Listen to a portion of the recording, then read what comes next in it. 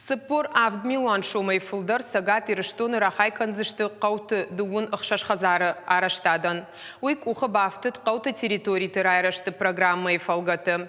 Евгудаш шармагон программы руаджик ухысы бафтыт, уйма мафидан мапланты тыхай журналистан разырта республикай қауын хазарат, амахой раджи министр уажи тықажы бег.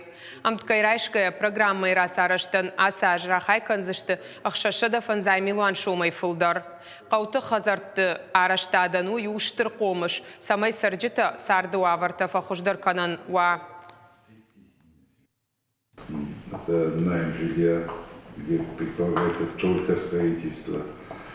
И мы туда планируем в этом году 26 домов.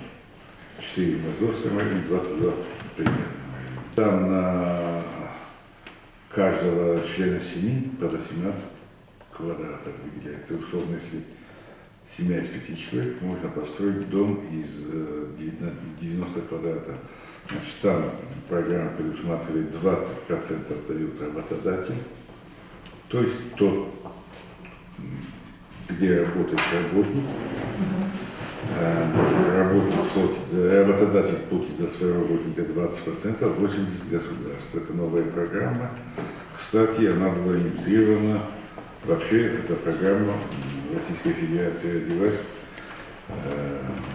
благодаря встрече главы республики с Патрушевым. Шармагон программы руаджи сагат ирыштуны арашт саунс ахшчак социалум мазалта.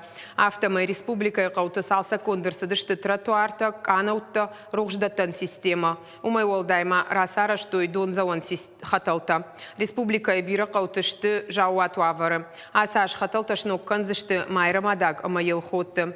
Программа қаутын рыкон хужы руаджи фонд канын шаражын амашсалса канын социалун нышанио каманиш ахам объекта. Задание главы у нас единственный район, где нет сегодня культурно-оздоровительного комплекса, это Яровский район. И в этом году приступаем тоже к строительству. Программа, вот она включена в программу на 3 года. Мы хотим сейчас, если пройдут торги, подрядчик договориться, чтобы завершить его за 2 года. Помимо этого есть 2 небольшие суммы населения друг это ФАП и Дом культуры ремонт их.